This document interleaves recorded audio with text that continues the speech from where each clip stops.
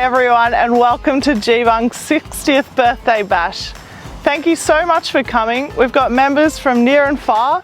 We've also got members who were members since day one and also members who have just joined us. We're here to celebrate Geebung's huge milestone, so please make sure you have some fun. We have a bit of a special video to show you tonight, which will have some stories from members telling us a little bit about how the club began and how it's held strong over all these years. So enjoy. I'm probably one of the few remaining original members. The club started, I remember we drove down to Thredbo with Dad in his car. The entrance into Thredbo in those days was over a mud road, which had been made by the Snowy Mountains Hydroelectric Commission. Yeah. Anyway, that was a hair-raising adventure because if it had been raining, you'd slide up, try to get up one hill, and then slide down the other, and hopefully be able to stop at the bottom. Anyway, I remember we got to Thredbo, and we were looking for the lot that we were going to buy. In those days, there was only about 3 or 4 lodges. Thredbo. So there wasn't a lot, you couldn't really work out where the hell this bit of land was we were going to buy. Anyway, we seemed to have found it, and eventually it was acquired. It was on a slope. I remember we used to slide down on bits of cardboard. So that was good enough? That was fun. I thought, this is good. This is what skiing's all about.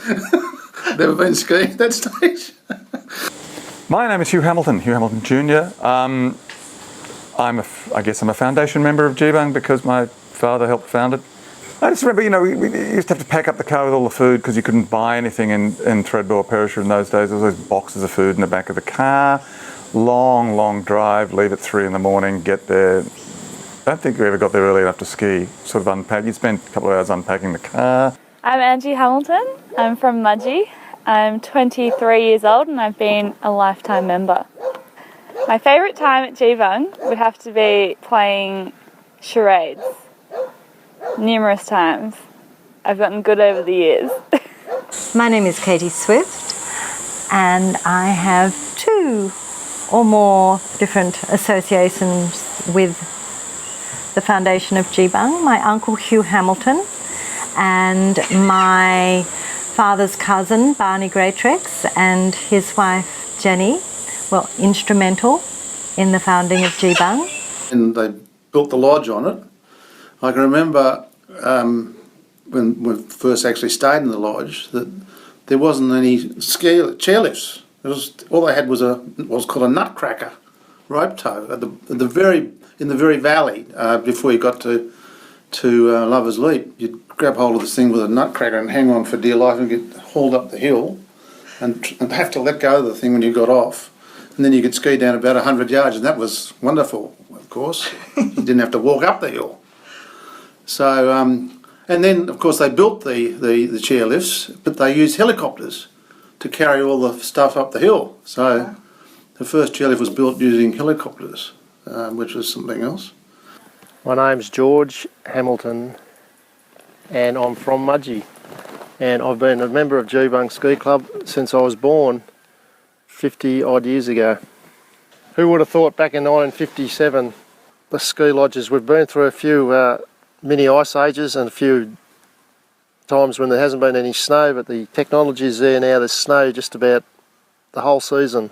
Hi, I'm Tony Stubley. I've been a member of Geebung since the mid-70s. I started going down with some of the old members, the Trumpers and the Hamiltons, back in my early high school days. I love the snow, I love skiing, and I really love the lodge atmosphere. So when the opportunity to join came up, 74 or 75, I pleaded with my parents and got membership as a combined birthday Christmas present. I'm Maddie Hamilton. I am on the Geebung committee and I am the granddaughter of Hugh Hamilton, who is a founding member of Geebung Ski Club.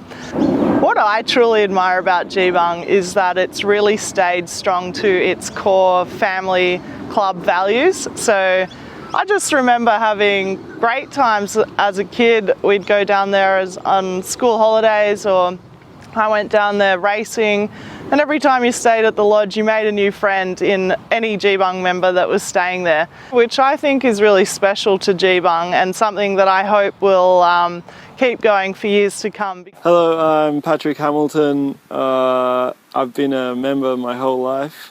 One of the fondest memories I have is meeting a new friend in one of the classes when I was so young. I was skiing. I must have been 5 years old. Since then I've been snowboarding. And we were coming to the end of a run down in the crowded Friday Flat, and we were laughing uncontrollably about some joke that he had said, and we clashed and fell over and lost the class, and we were just laughing, and yeah, it was a bit concerning after that. We lost everyone, but it was very funny.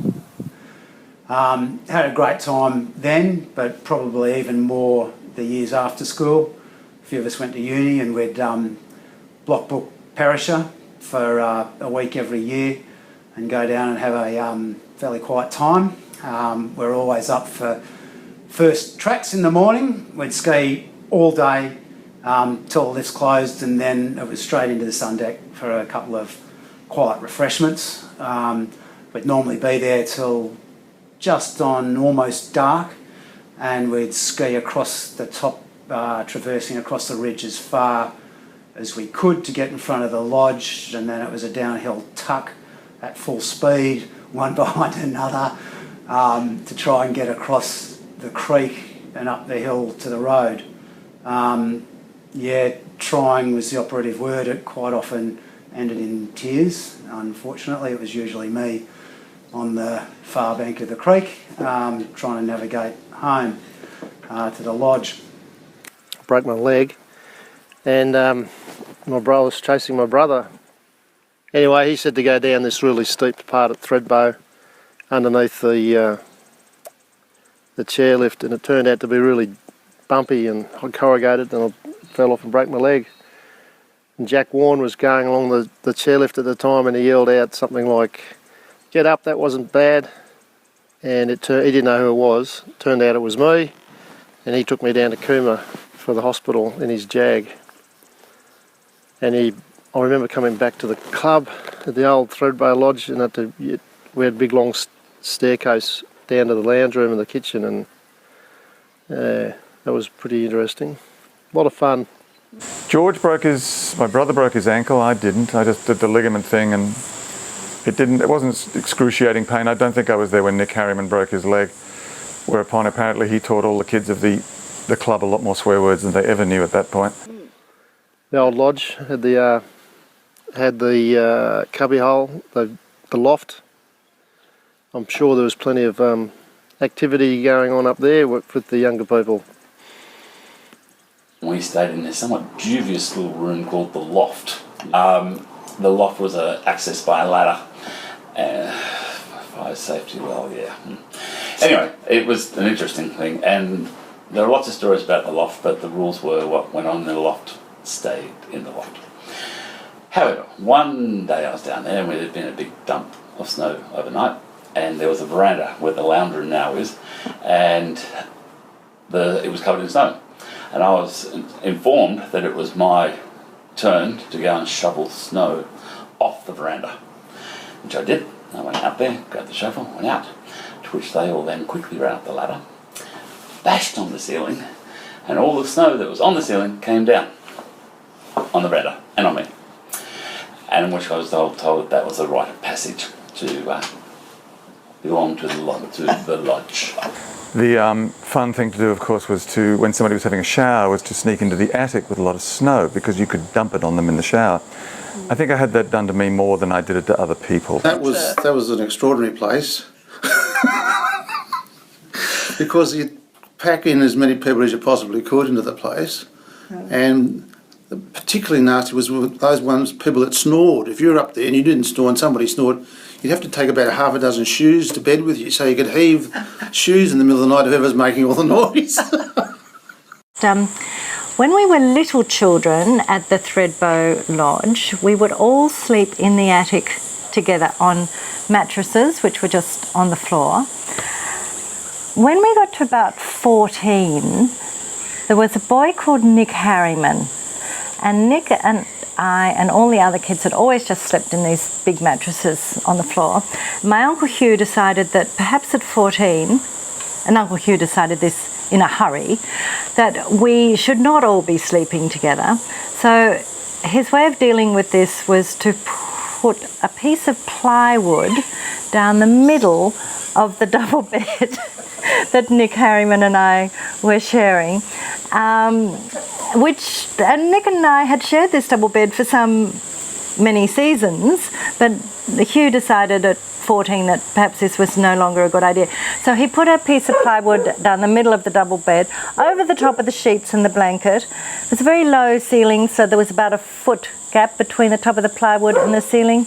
Anyway, that was Hugh's way of dealing with it. Nothing happened, but I can only think that the hormones had not quite kicked in yet, because if they had, I don't think a bit of plywood would have been enough to keep this aforementioned Nick Harriman and myself apart. You've got to include stories about the lost the old Thredbo bathrooms. Very There's a beautiful. blue toilet and the pink toilet, just in case you weren't sure which one you're supposed to go. I remember vividly a bloke called Darcy Cartamatis who couldn't ski, but he'd go out on the slopes with an old shovel, and he'd sit on the shovel and hang on to the shovel handle, and he'd steer himself with the shovel, going sitting on his bum on the shovel. Wow. Which was something Cool, different. yeah. Yes, that was a whole new way of getting down the hill. And what else do I remember about Geebung? The food. The women would always, Jenny Greatrex, and Anne Hamilton, my aunt, Judy Slack, Jenny's sister, Venie Schulenberg, I think, was she there? Yeah. They would always make just the best sort of winter meals, casseroles that they would make in Sydney and then bring down for the week at Thredbo, and every night would be a very special dinner. I think there was perhaps a little bit of competition between the women as to what we had on Monday and Tuesday and Wednesday, but it was always fabulous. Yeah, so the old Geebung Club was probably one of the most popular clubs in the valley, because all the blokes there liked to drink, so people would drop in from all over the place, and there's very, very many long nights of heavy drinking, as I recall as a little kid, into the wee hours in the morning. There were people dropping in from all directions. The women would cook these fabulous meals, and the men would tell all sorts of exciting stories, lots of war stories, because it wasn't that long after the war when we were kids. Perisher was built, I think, in early 1960s, when they decided that they'd had enough of the people running Thredbo, and they were going to actually leave Thredbo and move over to Perisher. But anyway, they built the Perisher Lodge, and everybody thought, oh, that was a good idea. So people started going to stay there as well as the Thredbo. They kept the Thredbo Lodge, and so we ended up with two lodges. The Perisher Lodge was a timber lodge, like the Thredbo Lodge, but it was about 3 stories. It was very high. And I remember in strong winds, it literally used to sway, especially if you were trying to sleep at night. You felt like you're on a ship at sea, because the thing would sort of move and creak. And I recall one night, it was swaying so badly that people started getting out of their beds and opening their doors. And Paul Harriman calmly got out of his bed and announced to everybody, oh, don't worry, we've been told it won't blow down unless the wind exceeds 120 miles an hour. So he calmly went back to bed. Anyway, that building got burnt down in a disastrous fire. Fortunately, nobody was in the place at the time. The cause of the fire was never determined as far as I'm aware, but it was probably caused by somebody leaving a heater on. These days, I still love both lodges, but Perisher is still my favourite. I love finding the old journals and reading some of the entries from those years. They're pretty funny. What else I remember is that it was the leather boots with all those lace up things, and the smell of all the wet ski gear would just permeate the whole lodge. There was some sort of a drying room, but nothing was ever really completely dry. Well, my cousins had started a lot younger, George and Hugh Hamilton, and they were very good skiers. I was never very good, and I was always terrified and always damp. So I was really in it for the for the dinners. and the lovely big roaring fire, and the stories that These days I'll normally enjoy a cappuccino, a leisurely cruise up the mountain. Still ski hard enough for most of the day, but back to the lodge in time for a glass of red and a cheese platter. It's been a long association, and we owe a great debt to those blokes and women who started it, because it's such a fantastic club. A great thing to have, and wonderful to be a member of it. Yeah. When the founding chairman, Hugh Hamilton, passed away, a few of us saw that as an opportunity to pick up on the job that he'd done. We asked George if he would be chairman, and we spoke to the existing other board members, and they agreed that it was time for changing of the guard. It's obviously done very nicely and amicably. So we introduced pretty much a new board. Some of the remaining board members stayed, who've been there for quite some time. But yeah, we changed the board. We made a few changes. Since then, it's great. I've passed on my roles to other people, younger people coming through, which is what we always need. Some young thinking and some history with the older people as well. I think it's a bright future with some young people coming on board. We need probably some more young people on the committee as us old people start to get old and we want to move on. So yeah, it's the lodges are top notch. They're 5-star accommodation. So I'm looking forward to Geebung continuing on its family tradition of more families, young kids growing up together, skiing. It's a great lodge, great membership, and I love the new committee. They're doing a fantastic job. The old committee did what they had to do to get the club into the position that it's in, but now we've got the new committee, and we've got a whole new people coming in. It's great now. Happy birthday, Geebung Ski Club. Happy 60th. To Geebung, happy birthday, happy 60th. May you have many, many more. I hope I'm around for the 120th, but I doubt I'll be skiing. Happy birthday, Geebung, 60 years. Well done. Hope you make it to 100. Happy birthday, Geebung. Happy 60th, Geebung. Here's to the good times. Happy 60th, Geebung. Happy 60th birthday, and I'm looking forward to the next however long I can stay upright and stay on skis. happy 60th birthday, Geebung.